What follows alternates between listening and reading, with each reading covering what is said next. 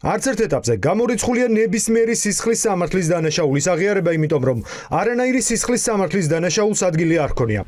Ამ სიტყვებით პასუხობს მსახიობი ანდრო ჭიჭინაძე ივანიშვილის გუნდს. პრეზიდენტად დასაქმებული კაცის მიერ შეწყალების აქტის გამოქვეყნებაზე სინდისის პატიმრებს დღეს ერთი სიტყვაც არ უთქვამთ. არც ერთი მსჯავრდებული ბრალს არ აღიარებს და არც ერთი არ ითხოვს შეწყალებას.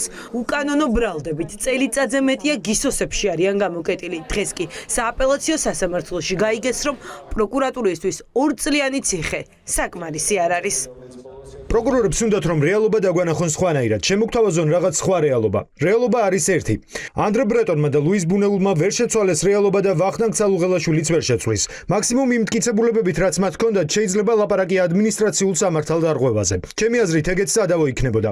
რეალობის ხვანაირად ჩვენების მცდელობაა და ეს ამბავი არ გამოვა. თქვენ რა გადაწყვეტილებაც არ უნდა მიიღოთ, რეალობა არის ერთი. სიმართლე და რეალობა რომ ერთია, ეს ტყვეობაში მყოფმა ყველა სინდისის პატიმარმა იცის, თუმცა ამ რეალობის დანახვას ვერ ახერხებს სახელმწიფო ბრალდება. დღეს პროკურატურამ სააპელაციო სასამართლოსგან ბრალის დამძიმება და სასჯელის გაზრდა მოითხოვა. ოცნების პროკურატურას ისევ ჯგუფური ძალადობის მუხლით სურს სინდისის პატიმრების გასამართლება.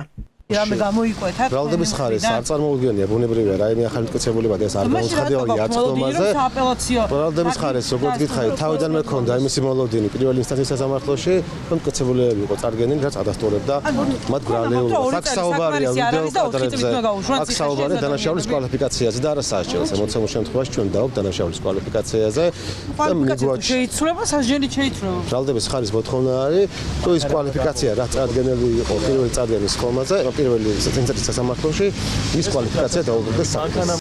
სახელმწიფო ბრალდება სხდომაზევე უპასუხა სინდისის პატიმარმა რეზო კიკნაძემ. კიკნაძემ მოსამართლეს გაახსენა ბოლო პერიოდის გახმაურებული საქმეები და დაანახა როგორი უთანასწორო მიდგომა აქვს ოცნების გუნდს. ბრალდებულმა სასამართლო სხდომაზევე სცადა ჯგუფური ბრალის აბსურდულობის გამოკვეთა. ზვიადაური არ დაუჭერიათ მკვლელობისთვის. ტერიშვილმა ქაღალდი ისროლა და 2 წელი უნდა იჯდეს ციხეში. გიგა ავალიანის საქმეზე ვიტყვი. ჯგუფურად არ უკვალიფიცირებენ ბრალს და ჩვენ დაგვიკვალიფიცირეთ ჯგუფურად, როცა ერთმანეთსაც არ ვიცნობდით. რეზო კიკნაძეს პროკურატურის კრიტიკასთან ერთად არ გამორჩენია სასამართლოს პასუხისმგებლობაც. სინდისის პატიმარს მიაჩნია, რომ სასამართლო არასუვერენულია. მოსამართლეების სისტემის ნაწილს წარმოადგენენ.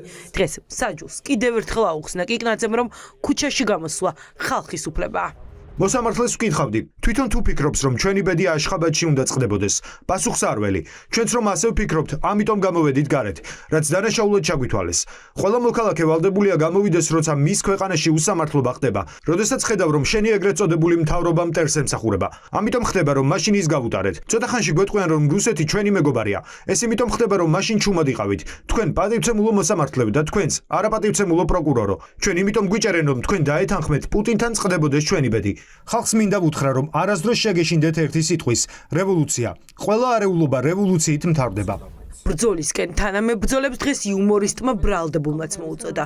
ონისე ცხადაძემ რეპლიკის უფლებით ისარგებლა. თავისუფლებას ვუსურვებ ყველას ამ დარბაზში. 3 თუ 4 სხვადასხვა მხარეზის აქ. ყველა ერთად ვცხოვრობთ, ერთ ნავში ვართ. ნავი გატეხილია და ერთად ჩავიძირებით. მეც ურვა არ ვიცი და ვერ მოგეშველებით.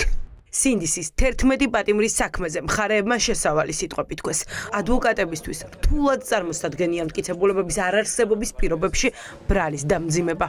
ბრალდების ხარის მიერ უნდა წარმოდგენილი იყო მტკიცებულებები არანაირი სახის არც იქნება ეს ვიდეო მტკიცებულება წერობითი თუ მოწმის სახით არავინ არ არსებობს და არაფერი არ არსებობს ას დაადასტუროს რაიმე სახის პირველ რიგში ჯგუფური მოქმედების არსებობას რაიმე სახის ორგანიზებას რაიმე სახის შეკავშირებას კოორდინირებას მე მეგონა რომ სააპელაციო სასამართლოში პირიქით კიდევ უფრო შეუმცირებდნენ ბავშვებს და პროკურატურა როდესაც ვერც ერთმა მოწმემ ვერ დააკმაყოფილა და ვერ გვაჩვენა ის რომ ბიჭები მართლა იყვნენ დამნაშავეები არ ვიცი ეს რაღაც აბსურდულად მიმაჩნია მაგათი მოთხოვნა სოლიდარობას უცხადებ ყველა სინდისის და ყველა პოლიტპატიმარს და იმეც ვიტოვებ რომ გამძლეობა ეყოფათ და ბოლომდე პირნათლად მოიხდიან ამ სასჯელს თუმცა ისინი ნამდვილად ამს არ იმსახურებენ ასეთ დასჯას.